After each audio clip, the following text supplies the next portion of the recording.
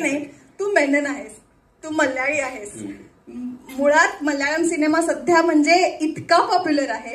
हे असताना पण तू सातत्याने मराठीत काम करतोयस आणि हा सिनेमा तर फक्त मराठी नाही, मालवणीही आहे त्याच्यात. तर कसं काय म्हणजे जमवलंयस?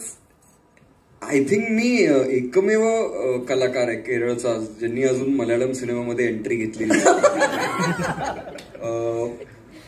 पण नो रिग्रेट्स. म्हणजे मला असं वाटतं की प्रत्येक वेळेला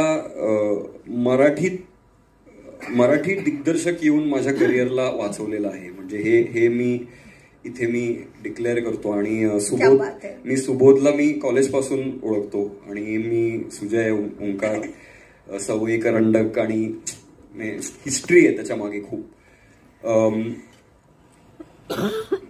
मला आता खरं तर मी आतून असा मी थरथरतोय कारण मी काय आता बघितलंय.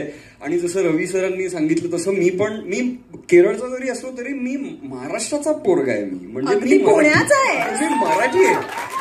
आणि नेहमी असं मी लहानपणापासून इतके सिनेमे मी बघतोय. म्हणजे नशिबाने माझे आई वडील इतके सपोर्टिव्ह आहेत. त्यांनी इतकं मला हे दिलंय, म्हणजे एक्सपोजर दिलंय वेगवेगळ्या सिनेमांची.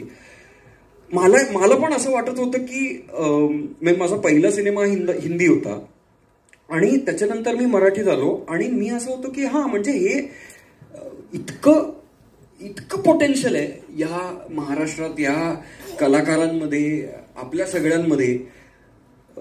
तर ह्याचं कधी ना कधीतरी एक उत्तम युटिलायझेशन होईल, एक उत्तम माउंटिंग होईल. आणि मी नावं घेत नाहीत पण अनेकदा माझ्या सर्कलमध्ये असं की आता नको यार आता मराठी सिनेमा करायला वगैरे. पण मी हे प्राऊडली मी हे सांगतो की मी त्या सगळ्यांना गप्प केलंय आणि मी हे सांगितलं की नाही, हे असं तुम्ही म्हणताय हे चुकीचं आहे.